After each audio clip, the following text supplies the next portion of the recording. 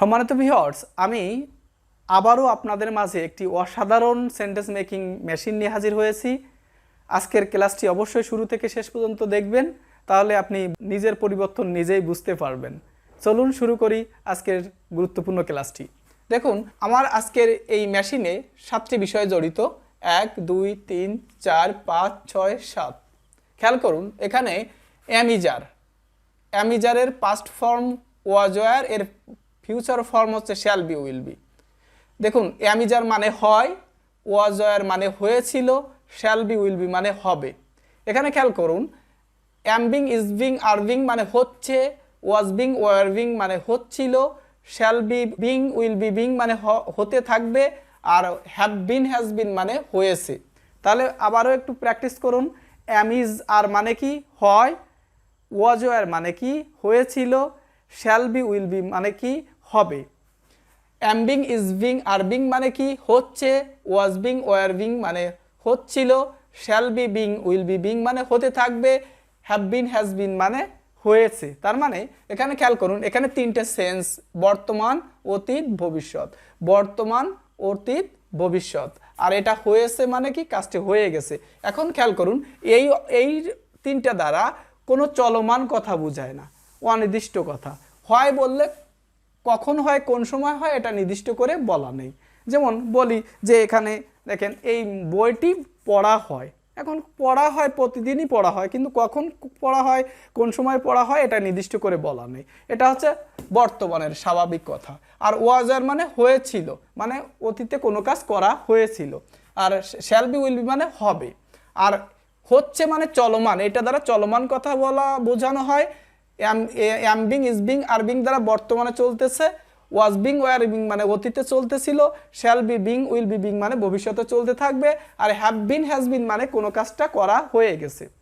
দেখুন, এই যে 7টা স্ট্রাকচার লিখেছি, এই স্ট্রাকচারটার জন্য আর একটি বিষয় লাগবে, সেটা ভার্বের 3 নম্বর ফর্মটা লাগবে। তার মানে ভার্ব 3 লাগবে। এখানে 7টি ক্ষেত্রেই ভার্বের 3 নম্বর ফর্ম বসাবো। খেয়াল করুন, এরপরে ভার্ব 3 খেয়াল করুন, ভার্ব 3 বা ভার্বের পাস্ট পার্টিসিপল ফর্ম, সংক্ষেপে বলি আমরা V3। খেয়াল করুন তো, এই 7টি ক্ষেত্রেই ভার্বের 3 নম্বর রূপ বইছে। কখন এইটা ব্যবহার করি সেটা আমরা উদাহরণের মাধ্যমে দেখব। খেয়াল করুন, এখানে যখন আমরা একটা ভার্বের 3 নম্বর রূপ বসাবো প্রতিটা ক্ষেত্রে, তখন অর্থটা কি হয় সেটা আমরা একটু বুঝি। এখানে যদি আমরা এরপরে ভার্বের 3 নম্বর ফর্ম মনে করেন ক্লিন মানে পরিষ্কার করা, ক্লিনড। আমরা যদি এখানে ক্লিনড বসাই, খেয়াল করুন, আমরা যদি এখানে ক্লিনড বসাই, CLEANED, ক্লিনড, অর্থটা কেমন হয়? ক্লিন মানে পরিষ্কার করা, তাহলে পরিষ্কার করা হয়, অর্থটা কি হবে? পরিষ্কার করা হয়। এখানে যদি এরপরে ভার্ব 3 ক্লিনড বসাই, তাহলে অর্থ হবে পরিষ্কার করা হয়েছিল। এরপরে যদি শ্যাল বি উইল বি, এরপরে ভার্বের 3 নম্বর রূপ ক্লিনড বসাই, তাহলে অর্থ হবে পরিষ্কার করা হবে। অ্যামবিং ইজবিং আরবিং এর পরে যদি ক্লিনড বসাই, ভার্বের 3 নম্বর ফর্মটা বসাই, তাহলে হবে পরিষ্কার করা হচ্ছে। এরপরে যদি বসাই তাহলে বুঝাবে পরিষ্কার করা হচ্ছিল। এরপরে যদি ক্লিনড শব্দটা বসাই, তাহলে হবে পরিষ্কার করা হতে থাকবে। আর এরপরে যদি ভার্বের 3 নম্বর ফর্ম ক্লিনটাকে বসাই, তাহলে অর্থ হবে পরিষ্কার করা হয়েছে। ঠিক আছে?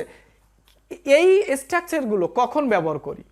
আমরা তখনই ব্যবহার করি যখন যে বাক্যের সাবজেক্ট নিজেই কাজটা করতে পারে না বা করে না। দেখুন, উদাহরণের মাধ্যমে আমি বোঝানোর চেষ্টা করতেছি। যেমন দেখেন, এখানে 7টি বাক্য লিখে দিয়েছি, রাস্তাটি মেরামত করা হয়। দেখুন তো, এখানে এই বাক্যের সাবজেক্ট কি? রাস্তা।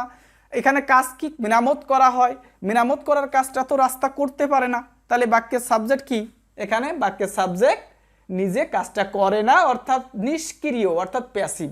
আমরা ইংরেজিতে মূলত 2 ধরনের বাক্য পেয়ে থাকি, একটা হচ্ছে অ্যাক্টিভ আর একটা হচ্ছে প্যাসিভ। অ্যাক্টিভ মানে কি? সক্রিয়। বাক্যের সাবজেক্ট যখন নিজেই কাজটা করে, তখন সেটাকে বলি আমরা অ্যাক্টিভ। আর যখন বাক্যের সাবজেক্ট নিজেই কাজটা করে না, তখন আমরা বলি প্যাসিভ।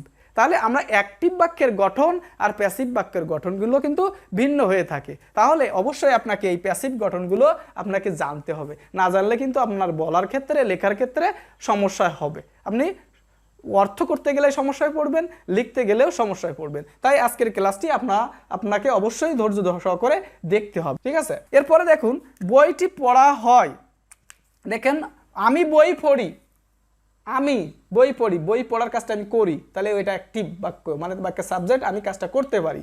এখন দেখেন বইটি পড়া হয়, খেয়াল করুন, যেমন দেখেন আমি বই পড়ি, দেখুন তাই এই বাক্যের সাবজেক্ট আমি, পড়ার কাজটা করি, নিজেই করতে পারি, করতেছি, তাহলে এই বাক্যের সাবজেক্ট আমি, কাজটা করি নিজেই, এই জন্য এটা অ্যাক্টিভ সাবজেক্ট।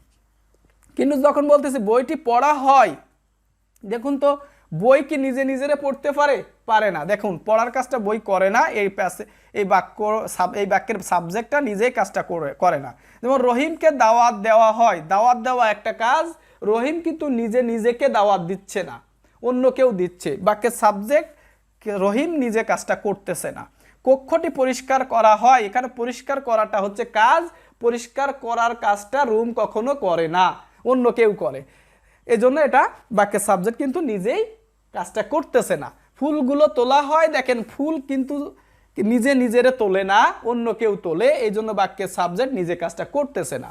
মাছগুলো ধরা হয়, দেখেন মাছগুলো কিন্তু সাবজেক্ট, এখানে মাছ কিন্তু নিজে নিজেরে ধরে না, এটা কিন্তু বাক্যের সাবজেক্ট নিজে কাজটা করতেছে না।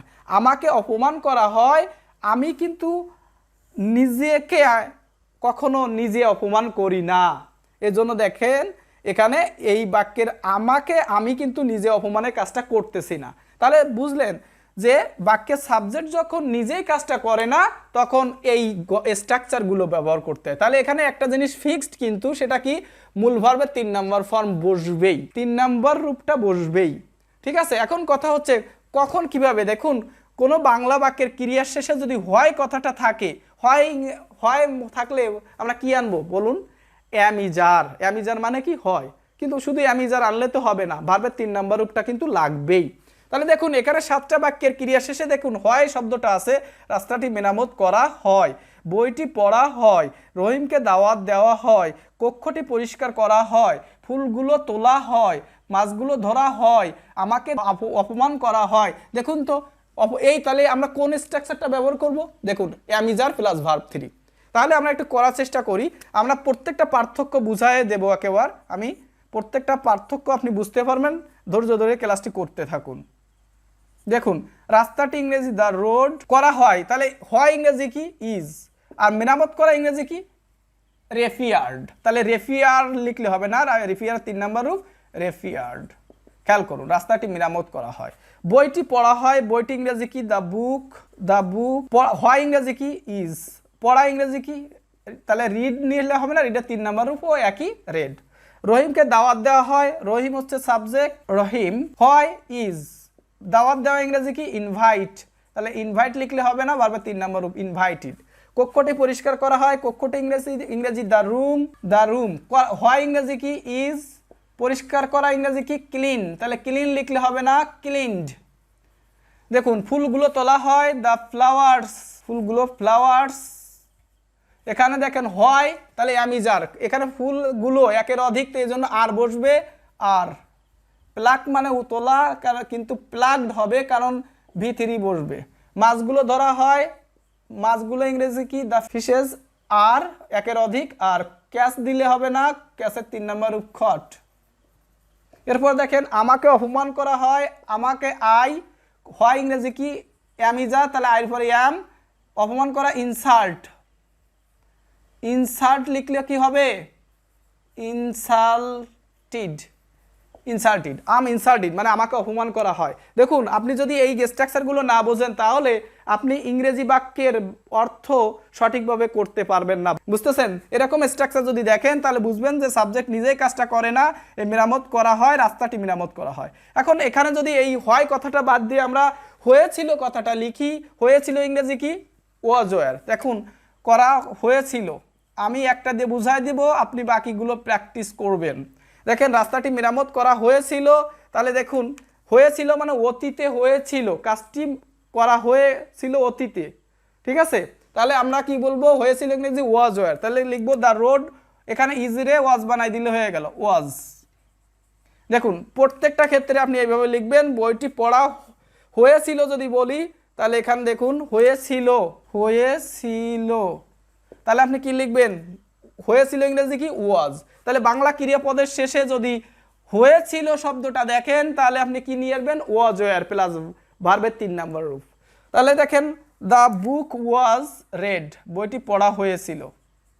এখন যদি বলি মোবাইলটি কেনা হয়েছিল, দেখুন হয়েছিল, মোবাইল তো নিজে নিজেরে কিনবে না, কিনবে? দ্য মোবাইল ওয়াজ বাই লিখলে হবে না, বাইয়ের 3 নম্বর রূপ হচ্ছে বট। দ্য মোবাইল ওয়াজ বট বা দ্য মোবাইল ফোন ওয়াজ বট। বুঝতেছেন? এরপর খেয়াল করুন যে রহিমকে দাওয়াত দেওয়া হয় না, হয়েছিল কথাটা যদি থাকে তাহলে কি হবে? হয়েছিল, রহিম ওয়াজ ইনভাইটেড। কক্ষটি পরিষ্কার করা হয়েছিল যদি থাকতো এখানে হয়েছিল, খেয়াল করুন হয়েছিল, তাহলে দ্য রুম ওয়াজ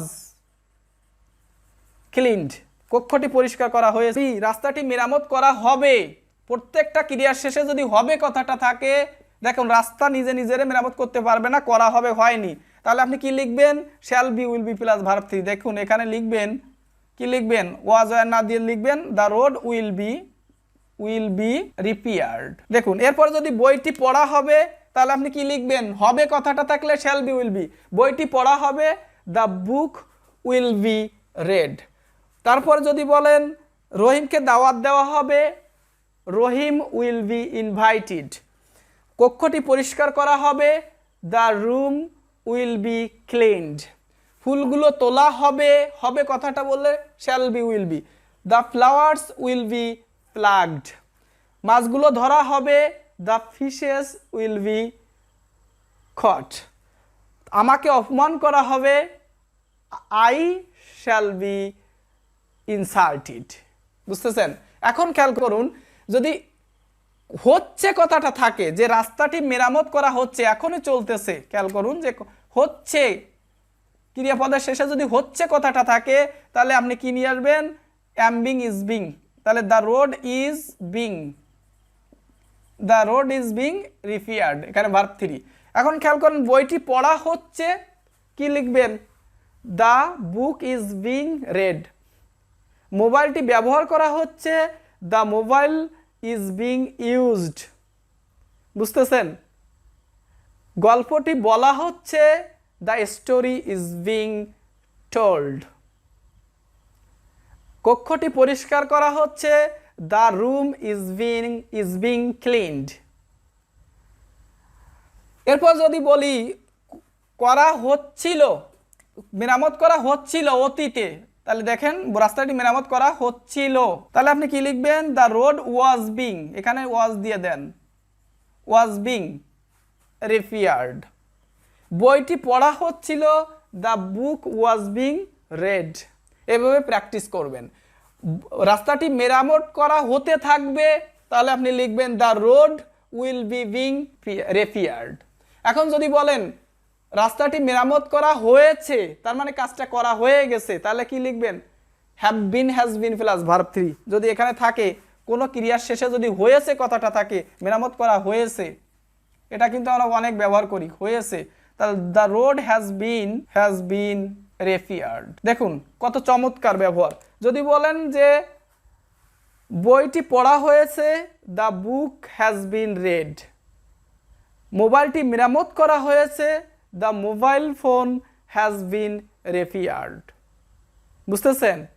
তাকে একটা উপহার দেওয়া হয়েছে, he has been given a gift. কক্ষটি পরিষ্কার করা হয়েছে, the room has been cleaned. ঠিক আছে? আমরা অনেক সময় বলি না আমাদের পরীক্ষার ফলাফল প্রকাশিত হবে। দেখুন তো এই পরীক্ষার ফলাফল কি নিজে নিজে প্রকাশ করতে পারে? তাহলে হবে কথাটা বলতেছি, তাহলে will be, our exam result will be published tomorrow, আগামীকাল প্রকাশিত হবে। দেখুন অসাধারণ বাক্য আপনি লিখতে পারবেন। যদি বলি চোরটিকে ধরা হয়েছে, দেখুন চোর তো নিজে নিজেরে ধরবে না, ধরবে? দ্য থিভ হ্যাজ বিন, ধরা ইংরেজি ক্যাচ বলা যাবে না, খট। চোরটিকে শাস্তি দেওয়া হবে, বলুন তো কি হবে? চোর তো নিজে নিজেরে শাস্তি দেবে না, তাহলে কি করবেন? দেওয়া হবে, প্যাসিভ করতে হবে, এই গঠন হবে।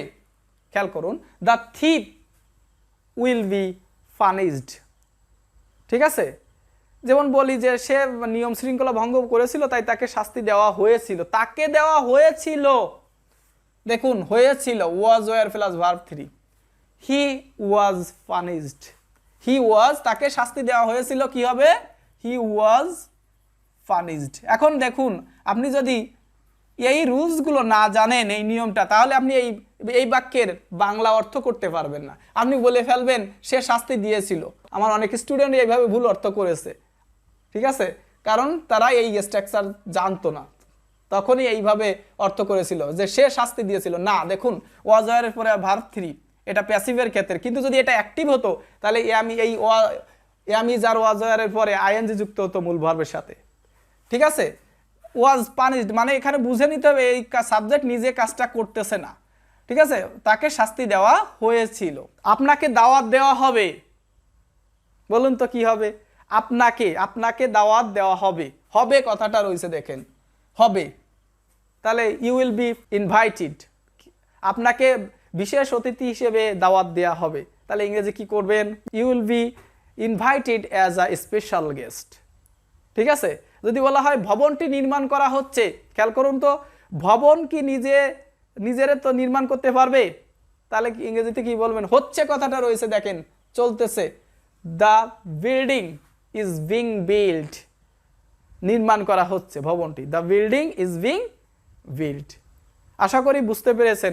এই স্ট্রাকচারগুলো খুবই ভালো করে প্র্যাকটিস করবেন। আবারও একবার বলুন, অ্যাম ইজার মানে কি, হয়, ওয়াজার মানে কি, হয়েছিল, শ্যাল বি উইল বি মানে কি, হবে, এই 7টা বিষয় ভালো করে পড়বেন। হচ্ছে, অ্যাম বিং ইজ বিং মানে হচ্ছে, ওয়াজ বিং ওয়ার বিং মানে কি, হচ্ছিল, shall be being will be being মানে হতে থাকবে, হ্যাভ বিন হ্যাজ বিন মানে হয়েছে। ঠিক আছে, বুঝতেছেন, আশা করি বুঝতেছেন। আশা করি আজকের ক্লাসটি আপনি দেখে উপকৃত হয়েছেন। যদি উপকৃত হয়ে থাকেন তাহলে অবশ্যই লাইক দিবেন, কমেন্টস করবেন এবং আমার চ্যানেলটি সাবস্ক্রাইব করবেন। আগামী ক্লাসে আমি আবারও একটা গুরুত্বপূর্ণ সেন্টেন্স মেকিং মেশিন নিয়ে হাজির হব। সে পর্যন্ত ভালো থাকবেন। ধন্যবাদ সবাইকে।